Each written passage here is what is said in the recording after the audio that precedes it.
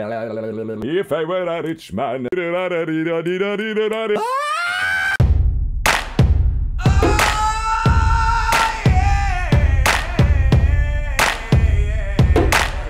Welcome to another episode of FAQOV with your host, Phil Freeman, where I answer all of your questions having to do with singing and speaking and using your voice in a happy and healthy way. Happy New Year, everybody. I hope everyone had an amazing, beautiful, wonderful holiday season and that you are all ready to jump right back into the swing of things with work and performance and singing and speaking and whatnot. I certainly am.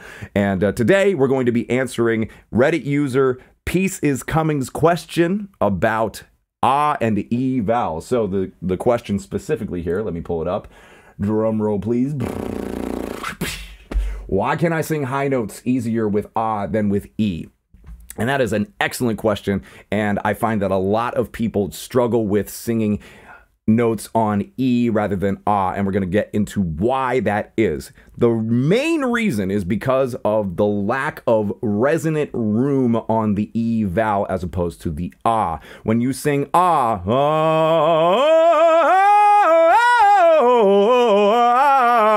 you get a lot of resonant room. The soft palate is way up. It's catching all the air. It's acting as the sail that it's supposed to. The tongue is out of the way. There's a lot of room. As you might have heard from other voice coaches, the cathedral is up and running. So, you know, you want to think of your mouth as a cathedral going up, the roof, nice and big. But that is much more difficult to implement with an E vowel.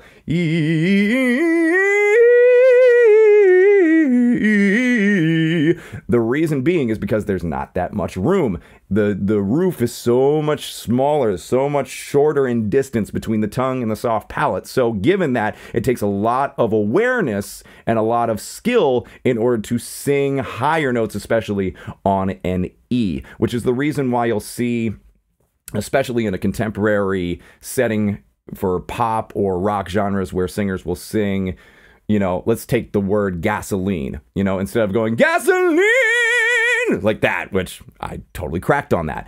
It would be gasoline. So I would say gasoline, which sounds ridiculous when I speak it, or it would even sound ridiculous if I sang it in a lower register. Gasoline. Strange, very weird. Sounds like I'm from the Valley in California or making fun of them, which I'm sorry if anybody from the Valley is watching this. I mean no offense. Anyway, back into the swing of things here.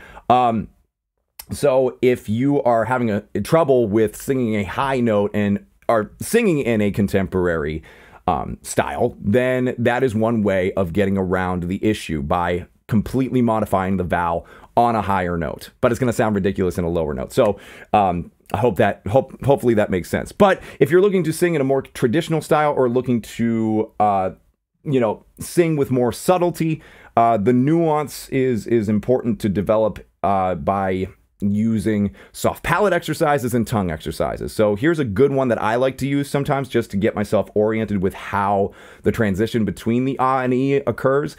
And so here it goes. So just start on one note, very easy, something comfortable in your register.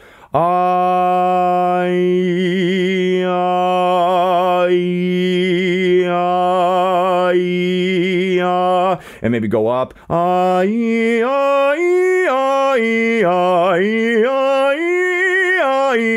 And you'll notice that instead of the jaw getting involved, your tongue is acting as the buffer for the vowel. Now watch what happens if I let the jaw take over. There are lots of cracks and nastiness, and it's not nice. That's why you don't want the jaw to take over. You want it to be part of the system, but it is a follower, not a leader. The mask, the tongue, the lips, everything up. I just pointed to my nose when I said the tongue, whatever. Anyway, you get my point. The mask leads the jaw. So, and the tongue acts as the buffer for your vowels. So, let's go up into falsetto.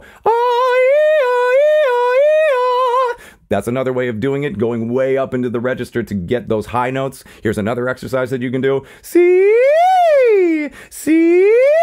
doing that a couple of times to get used to using the tongue as your buffer for the vowel rather than the whole mouth. So given that, I hope that clarifies at least some ideas as to how to strengthen the tongue and the awareness of your resonant space and getting around that challenge. Also, some other things that you can do: look up tongue exercises, some soft palate exercises to help create the awareness that's needed for this to be implemented correctly. And I hope those served as good examples, pieces coming, and that you use them in a happy and healthy way in your practice at home or wherever you may be. Thank you so much, everyone, for watching this video. Again, Happy New Year. I hope everybody, again, had a wonderful holiday season. I will see you in the next video. In the meantime, always remember, practice makes progress, and with that, you can go and find your voice. Take care until next time. Hi-ya!